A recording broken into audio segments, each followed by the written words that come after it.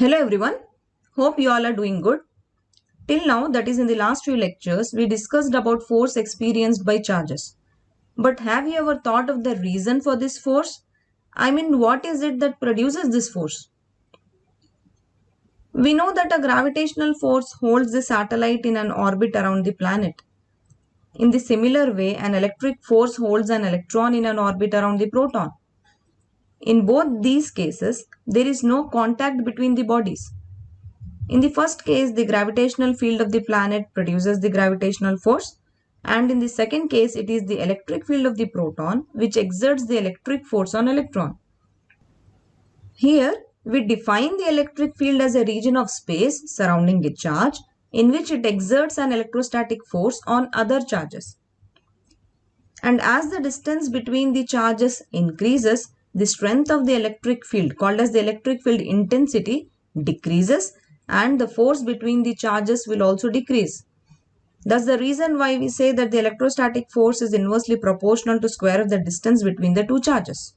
Now consider this positive charge Q. It will have its electric field. If you bring another positive charge Q0, then Q will exert force on Q0 in the radially outward direction. That is, these charges will have repulsive force between them. And if you bring a negative charge Q0, then Q will exert force in the radially inward direction. That is, the force between these two charges will be attractive. Now, because the positive charge Q is creating the field here, it is called as source charge, and the charge which gets tested in this field is called as the test charge. Note that this test charge is always assumed to have a positive charge in solving numerical problems. In our previous lectures, we learned how to find out the direction of the force between two charges. And now the question is, what will be the direction of electric field which is surrounding a charge? If the source charge is positive and a positive test charge is kept in its vicinity, then electric field will be in radially outward direction because electric field follows the direction of the force. If the source charge is negative, then the force is in inward direction. Therefore, electric field will also be in inward direction. In short, the electric field is directed outwards away from Q when it is positive and inward towards Q when it is negative. In both cases, the magnitude of electric field intensity increases as one gets closer to the charged particle. According to Coulomb's law, the force between 2 point charges is inversely proportional to r square. In a similar way, the electric field produced by a point charge also varies as 1 upon r square. The electric field thus obeys an inverse square law. We define electric field intensity at a point as equal to force on a unit positive charge at a point in electric field.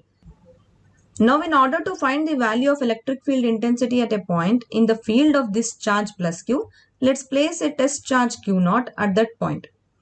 Then, according to Coulomb's law, the force between these two charges will be equal to K into Q0 upon R square. But as we told earlier, we take the magnitude of the test charge as plus 1 Coulomb. Therefore, the force between these two charges becomes K into Q upon R square. But just now we told that force on a unit positive charge at a point is equal to electric field intensity. Therefore, the electric field intensity will also become equal to the force, that is K into Q upon R square. Here, we can clearly see that the electric field intensity is directly proportional to Q, that is the magnitude of source charge, and is inversely proportional to R square, like the force between the two charges. Now, let us take this earlier equation and divide it by Q0. We get this expression for force here, which is F upon Q0 is equal to K into Q upon R square. Now we can relate both these expressions of electric field intensity and force upon Q0. So that we get E is equal to F upon Q0 followed by F is equal to Q0 into E. That is, if we divide the force by unit charge, we get the electric field intensity at that point. The SI unit of electric field intensity is Newton per Coulomb, or conversely, if we keep a charge Q0 in the region with electric field intensity E, then their product gives the force exerted on this test charge Q0. This electric field intensity is a vector quantity, and as we discussed earlier, its direction will be along the direction of the force. Remember, in the last lecture we calculated the forces between multiple charges.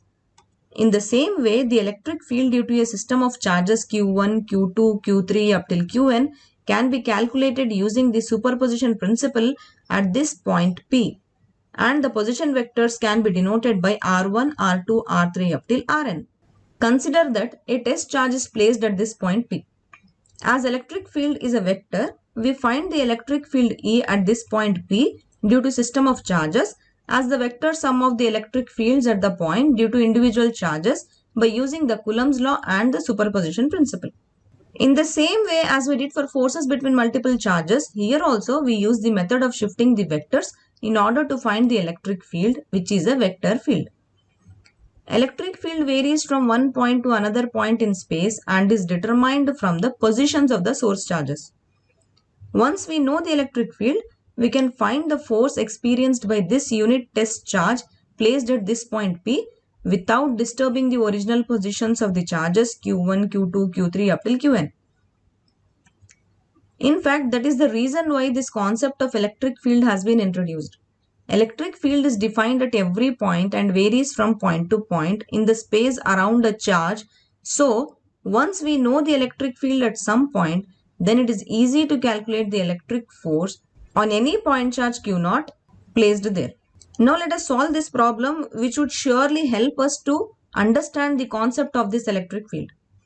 The question is, 2 point charges Q1 is equal to 4 microcoulomb and Q2 is equal to minus 2 microcoulomb are arranged as shown in this figure.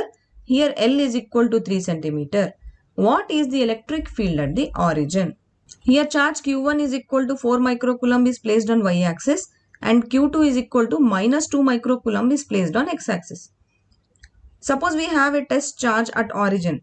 Then we are told to find the electric field at origin. Here Q1 is positive and test charge at origin will be positive. Therefore, there will be a repulsive force and electric field will be directed along this force. Charge Q2 is negative and test charge is positive. Therefore, there will be an attractive force and electric field will also be in the same direction as force, that is towards the positive x-axis. We know that the electric field at origin will be the vector sum of the field from each charge. For that, let's first find the electric field due to charge Q1. That is E1 is equal to K into Q1 upon L square. L because the distance between the origin and the charge is L here. And here we can substitute the values of K, which is equal to 9 into 10 raised to 9 Newton meter square per coulomb square. And the distance between the origin and the charge is given as 3 centimeter. Therefore, we can convert it into meters as 0.03 meters.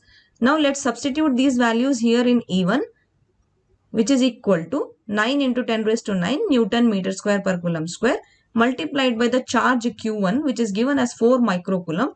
Therefore, we are converting it into coulomb by writing 10 raised to minus 6 divided by our L square.